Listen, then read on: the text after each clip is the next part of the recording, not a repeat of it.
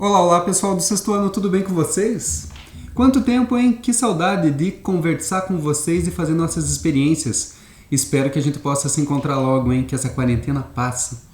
Pessoal, eu preparei um vídeo para vocês curtinho aqui para a gente dar uma revisada no que a gente já viu. Em seguida, eu vou deixar algumas atividades para vocês realizarem, tá bom? Inclusive, quarta-feira também teremos atividades. Se você tiver qualquer dúvida, entra lá na plataforma Plural, que você já está acessado, e me manda um recadinho, tá bom? Não deixe ficar nenhuma dúvida para trás, beleza? Então eu vou indicar em cada slide qual página da apostila você deve seguir para você ficar por dentro de tudo, beleza? Vamos lá, pessoal!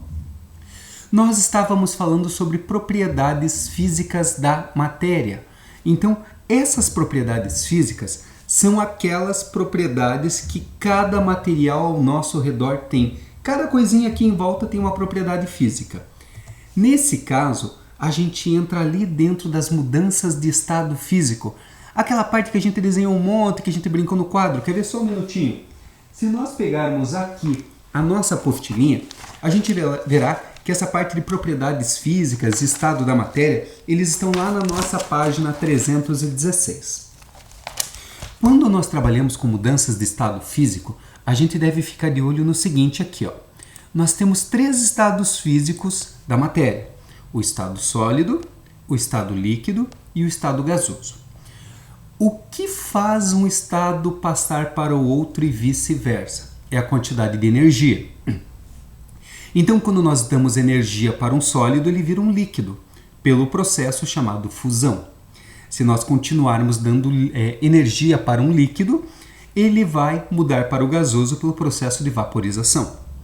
Agora, se eu tirar energia de um estado gasoso, ele vai passar para o líquido pelo processo condensação. E se esse líquido tiver sua energia retirada, ele vai se solidificar, né, pelo processo de solidificação, virando um sólido.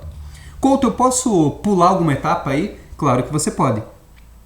Existe o processo da sublimação, em que um sólido pode pular direto para o gasoso ou o gasoso pode virar um sólido, né? Ele pula a etapa do líquido. Que materiais fazem isso? Nós conversamos em sala de aula sobre a naftalina e o gelo seco, tá bom? Como que é esse processo da energia? Pessoal, esse processo da energia é energia térmica.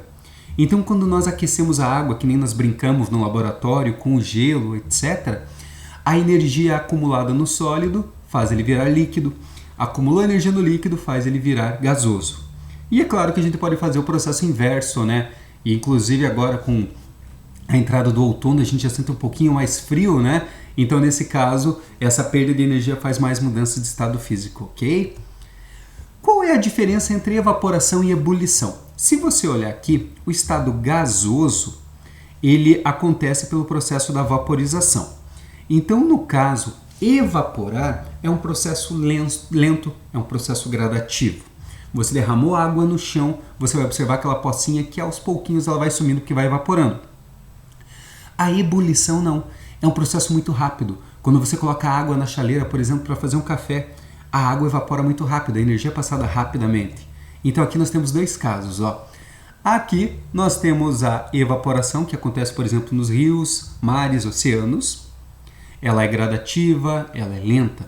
Já que a ebulição, ela é muito mais rápida, tanto que ela tem toda essa movimentação. Temperatura de fusão e ebulição.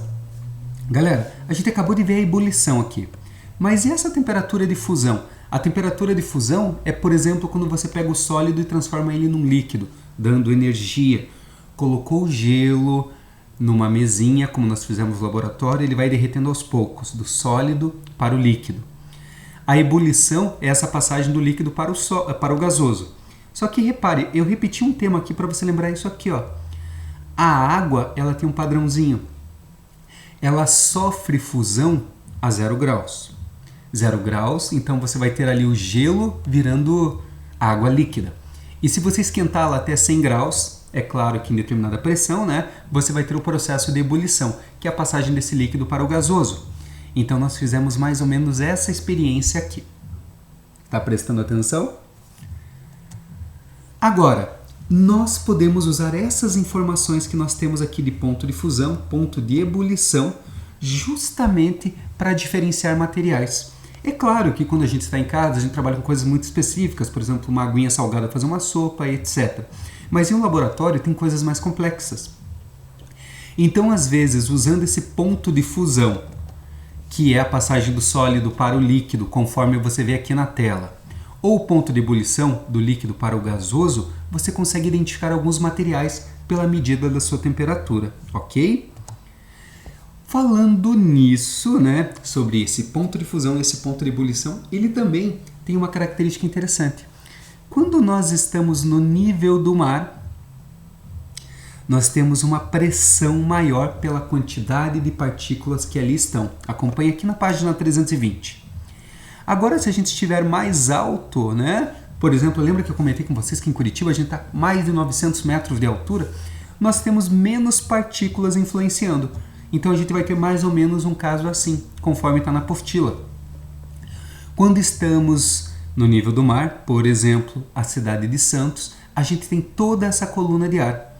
Agora, quando a gente está aqui em São Paulo, esse tamanho é menor. A coluna é menor porque essa cidade está mais elevada. E olhando aqui do ladinho, a gente vê essa alteração.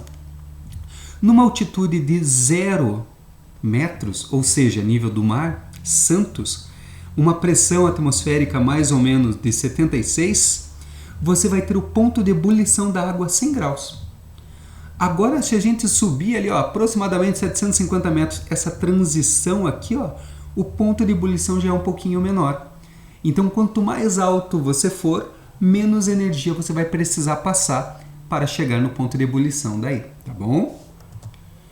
Densidade.